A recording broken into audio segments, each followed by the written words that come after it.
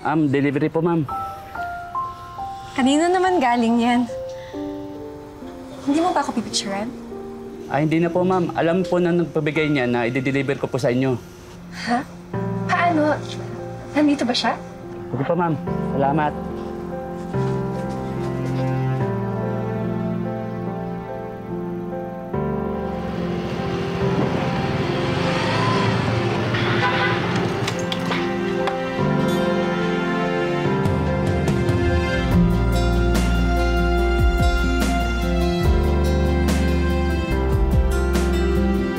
Ikaw?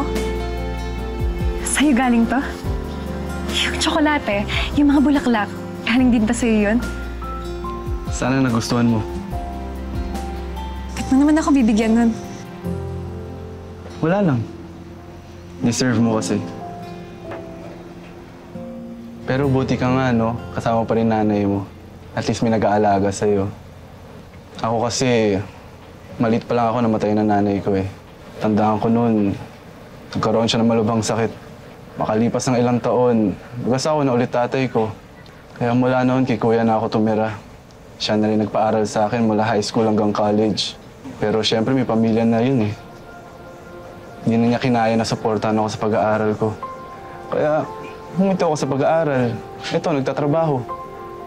Delivery boy pa rin hanggang ngayon.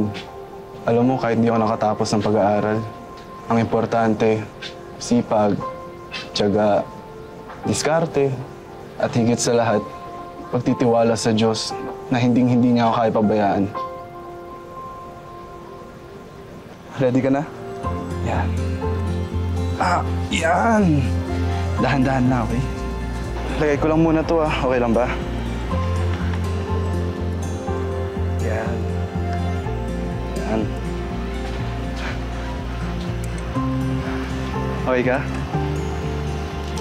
Dahan-dahan lang Nakatakot pala yung ganito. Trust me. Ako bahala sa'yo. Dahan-dahan lang. Yan. Huwag ka dyan humawak sa balikat ko. Sa bewang ko. Ayan. Uy, ang higpit masyado. Baka hindi ako makahingin eh. Yan. Tama ba? Ready ka na? Trust me? I trust you, Remboy. My dream boy. Ano yun? Ha? Hindi sinabi ko. Wala. Wala ba? Wala. Okay, ready? Ready? Ready.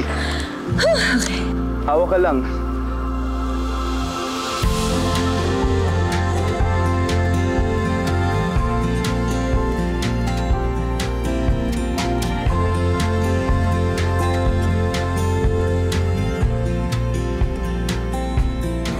Tara. Masaya pala. Nag-enjoy ka? Hindi na ako takot. Sabi ko sa'yo, ako bahala sa'yo eh. Tara. Let's go. Dahan-dahan. Ako bahala. Ang hagdan. Dahan-dahan. Okay ka? Okay. Kaya? Dahan-dahan lang.